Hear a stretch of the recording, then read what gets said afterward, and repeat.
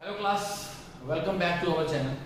भाई आज की इस क्लास में जो है ना हम इस एवरेज के क्वेश्चन को जो है वो डिस्कस करेंगे। भाई देखो, क्वेश्चन को करने के ना तरीके अलग अलग होते हैं ना। कुछ ट्रेडिशनल वेज हैं जिन्हें हम पुराने वेज कह देते हैं ना, कि फॉर्मूला के थ्रू आप क्वेश्चन को कर सकते हो, या चीज को कैसे किया जा सकता है। आज की इस वीडियो में इस क्वेश्चन को बेस्ट पॉसिबल वे से करने की कोशिश करेंगे। समझिएगा, देखते हैं, स्टेटमेंट को पढ़ते हैं, समझते हैं। ने कहा कि एवरेज ऑफ 21 नंबर्स इज 64। वो कह रहा है कि कुछ 21 नंबर्स हैं, उनका जो एवरेज है वो कितना है, 64। 21 नंबर का हमें एवरेज दे रखा है 64। Average of first 10 numbers is 61। उनमें से जो पहले 10 नंबर होंगे उनका एवरेज कितना दे रखा है, 61। देखिए, first 10 numbers average is 61।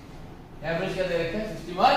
And the average of last 10 numbers is 69। भाई फर्स्ट 10 बता दिया है, लास्ट 10 नंबर्स बता दिए हैं, कितनी एवरेज है जी इनकी, 69। पूछा क्या क्या है, 11th नंबर। देखिए भाई, टोटल अगर 21 नंबर हैं, फर्स्ट 10 1 से लेके 10 तक, लास्ट 10 कौन से होंगे, 11 को छोड़ के 12 से लेके 21 तक, ये सारे क्या होंगे, लास्ट 10 नंबर। भाई उसने हमसे मिडिल नंबर पूछा है कि जो आपका 11th नंबर था उसकी वैल्यू क्या होगी।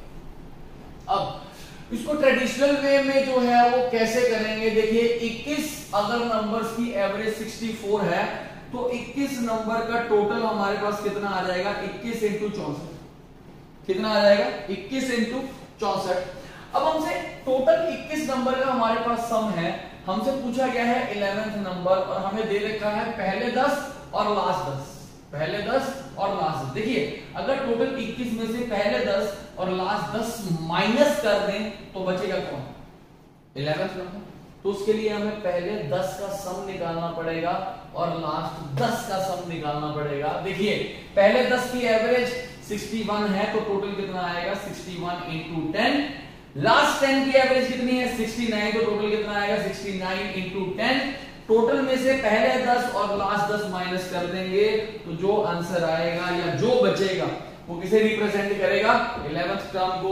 ये है भाई इस क्वेश्चन को करने का एक तरीका, साधारण तरीका। ठीक है, यहाँ पे कैलकुलेशन भी ज्यादा रहेगी भाई, क्योंकि ये देखिए 64 को 21 से मल्टीप्लाई करना है। यहाँ तो चलो कंपैरेटिवली वैल्यूज आसान है, अगर यहाँ 10 की जगह पे 7 होता तो चीजें और कॉम्प्लिकेटेड होती। तो कैलकुलेशन से बचने के लिए इस क्वेश्चन को बेस्ट पॉसिबल वे में कैसे किया जा सकता है, ये देखिए। अब समझो भाई कि जो भाई करेक्ट एवरेज होती है ना, करेक्ट एवरेज जो एग्जामिनर ने हमें दे रखी है पूरे ग्रुप की, कितनी, 64। हमेशा जो करेक्ट एवरेज है, करेक्ट एवरेज के रिस्पेक्ट में हमेशा नेट डेविएशन क्या होती है, 0। जो with respect to correct average net deviation हमेशा क्या होती है, 0। नेट डेविएशन देखते हैं, लगाने की कोशिश करते हैं भाई। देखिए 21 नंबर थे, इनका जो एवरेज था वो बॉस कितना था, 64। एवरेज कब आता है, एवरेज तब आता है जब हम नंबर्स को क्या करते हैं, इक्वली डिस्ट्रीब्यूट। तो यहाँ पे 21 नंबर को इक्वली डिस्ट्रीब्यूट करने के बाद हमारे पास फिगर क्या निकल गया, 64। उनमें से जो पहले 10 नंबर थे उनका एवरेज कितना था, 61। ये 61 एवरेज है किनका, फर्स्ट 10 नंबर्स। इसे लिख देते हैं फर्स्ट 10 नंबर्स। फिर हमारे पास क्या आएगा, एक 11th नंबर। हमारे पास क्या आएगा, एक 11th नंबर जो हमने कैलकुलेट करना है, और लास्ट पे हमारे पास क्या थे, लास्ट 10 नंबर्स। लास्ट 10 नंबर्स, भाई लास्ट 10 नंबर्स की एवरेज कितनी, कितनी, 60। अब देखो भाई ये क्वेश्चन कैसे होता है। हमने डेविएशन का मतलब ये देखना है कि कोई टर्म एवरेज से कितनी ज्यादा है या एवरेज से कितनी कम है। भाई यहाँ पे एवरेज कितनी है, 64। ये टर्म्स जो है ये कितनी है, 61। भाई एवरेज से ये ज्यादा है या कम है, जो ये 61 है ये एवरेज से ज्यादा है या कम है, तो आप पता लगा पा रहे हैं कि ये क्या है, कम। कितने रुपए, 3 रुपए। तो भाई अगर ये 3 रुपए कम है तो ये कम है तो मैं माइनस कहूंगा, अगर ज्यादा होगा तो उसे प्लस कहेंगे। अब समझिए कि ये 3 रुपए कम है और ऐसे नंबर्स कितने हैं, 10। तो यहाँ पे टोटल लॉस आ गया है कितने रुपए का, 30 रुपए। कितने रुपए का, 30 रुपए का। अब ये वाली जो टर्म्स है ये एवरेज से ज्यादा है या कम है, ये है ज्यादा, कितना, 5। और ये कितनी टर्म्स है, 10, तो यहाँ पे प्लस आ जाएगा कितने का, 50। तो भाई 30 रुपए का लॉस हुआ, 50 रुपए का प्रॉफिट हुआ। सो ओवरऑल आपको प्रॉफिट हुआ या लॉस हुआ?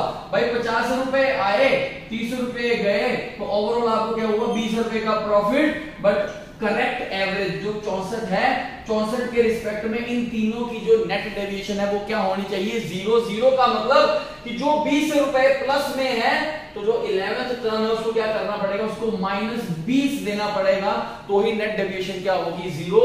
तो देखिए 64 में से आप 20 माइनस करेंगे तो आपका आंसर क्या निकल के आएगा, 44।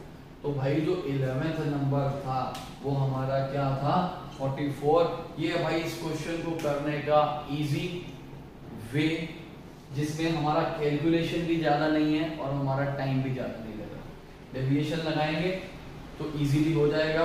अगर भाई ये चीज आपको बढ़िया लगी होगी तो इसे लाइक कर देना और चैनल को सब्सक्राइब करें।